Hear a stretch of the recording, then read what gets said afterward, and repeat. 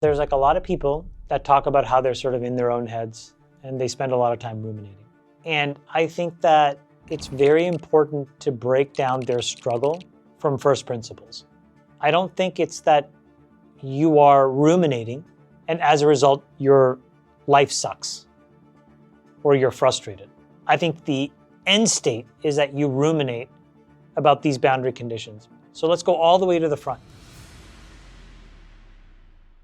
And I think it would be really interesting for some of these folks to just write down their average day. And I think in their average day, the thing that would jump out is the amount of time they're doom scrolling and the amount of time they're probably on their phone, on Instagram, or on TikTok, just lobotomizing themselves, getting lied to, confusing their friends with just random influencers, aspiring to superficial nonsense. And then this doom loop starts where corrosively what's been incepted in your mind is that all of a sudden you're inadequate. And then when you give it space and you ruminate, that idea grows. And then what happens is you end up unfulfilled, constantly ruminating. So I think if you wanted to just reset everything, one of the most basic things you could do is just delete these apps, take them completely off your phone. In fact, if you can afford it, buy a second phone, put those apps on that phone, put some control where you only get to use it for an hour a day, and put it in your room and don't take it with you. Don't take it to work, don't take it to the gym, don't take it anywhere.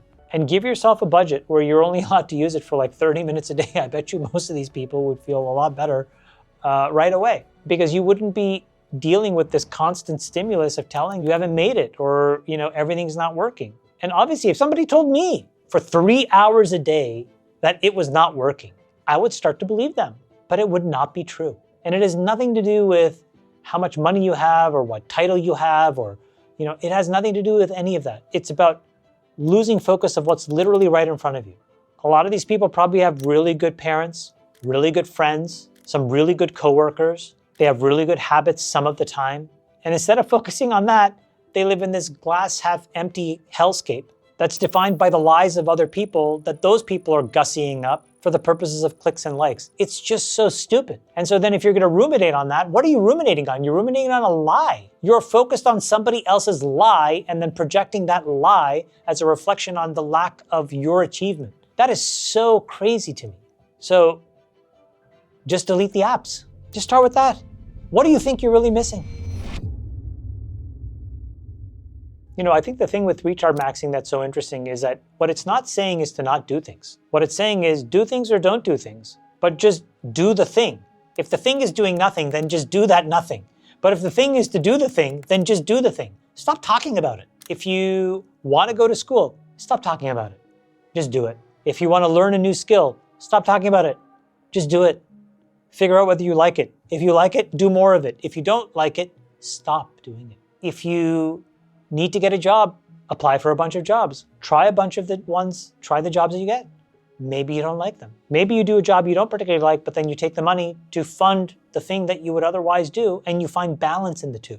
But if you sit there and just constantly ruminate about how it's not working for you, then you're going to start to convince yourself that it's really not working for you. But all you had to do was just change the order of operations of how you just get to that place in your life. I don't know, just do the thing. I struggle with overthinking all the time, everything. Let's say I'm in the middle of a huge negotiation and I have to email somebody and I have to make an escalation. What do you think I'm thinking? Oh, it's so easy, like click, clack, click, clack, click, boop, boop, boop, and money just rains from the sky? No, that's not how it works. I'm in my head, I'm thinking to myself, wow, I'm worthless. That is literally happening to me today, right now. How do I overcome it? I have to get myself in a place where I'm like, okay, let's take a step back. Let's systematically figure out, where am I? And again, what do? I go and I view this as a game, and I view it as a turn-based game, and I am thinking to myself now, okay, emotions aside, because that's gonna leave me paralyzed and unable to do anything. And instead, I translate it into, it's a turn-based toy game, and now I have to respond. What is the strategy? What is the moment? Who are the players? Now that's a framework that I use to help myself, but it allows me to get out of my own head when I'm stuck in my own head. There'll be other moments where I have to make an investment decision and I want to do something. I have to slow myself down. And I'm like, okay, I need to reset And I need to think about this from first principles. And I don't want to, because I just want to follow my instincts. And following my instincts is much easier and it's much more gratifying, right? Because it's very visceral. And I have to stop myself.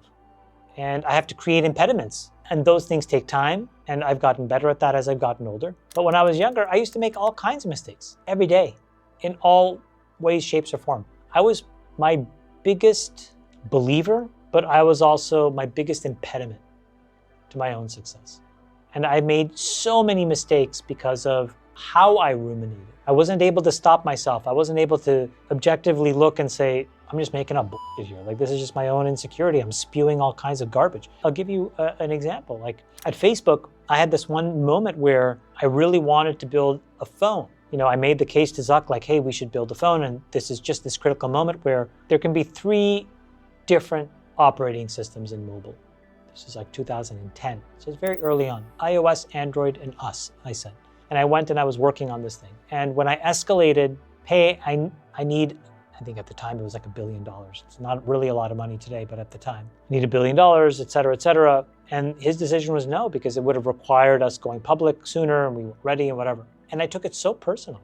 And it made me do a couple of things that I think in hindsight are really stupid. One, part of my compensation was levered to unique users. You know, at 750 million uniques, I remember that I would have gotten an extra 1/4 basis point of stock to get to $1 billion, which today would be like $3 or $4 billion, I'm guessing. And I was like, no, I don't need that. Of course I need that. I mean, that's insane. That is the stupidest thing I've ever heard. But I was hurt. But why was I hurt? He's a businessman who owns his company making a decision, a business decision. So that's an example of me being an incredible impediment in my own success. So slowing things down, seeing what the truth is. This is where, you know, again, I say, like, why do I call my wife my co-founder? She is anchored in truth. Now, sometimes that truth works in my favor and it reinforces what I think. But most of the times, she's confronting me about a truth that I am hiding because of my insecurity or that I refuse to see. So for me, I have somebody in my life that is profoundly helpful in that conversation. And it allows me to see these things and confront these things. But in all cases, what it's about is do the thing, don't do the thing, but see it clearly and then react afterwards. And I think that process is healthy.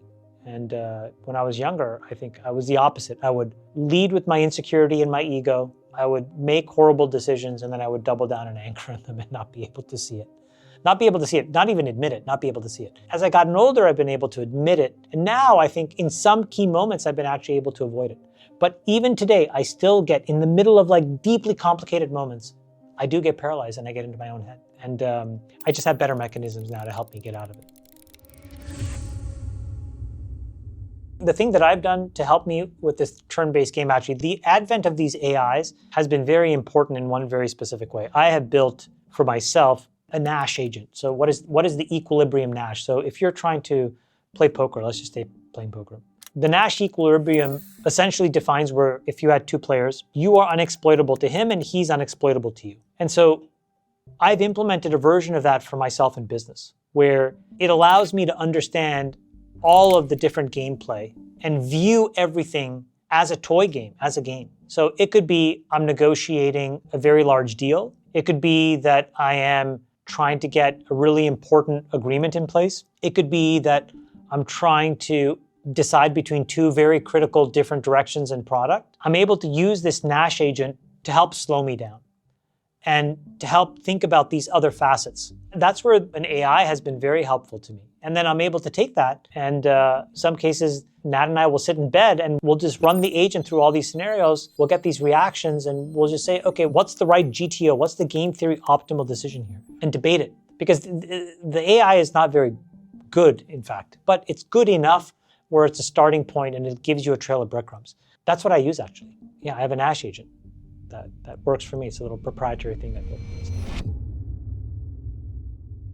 I think retardmaxxing is so interesting because it's the antidote to, again, what are people doing? They are living superficial tropes in their life and then ruminating about why it didn't help them. If you're like the sauna cold plunge bro and you've been doing it and nothing has changed, you're probably ruminating, why hasn't anything changed?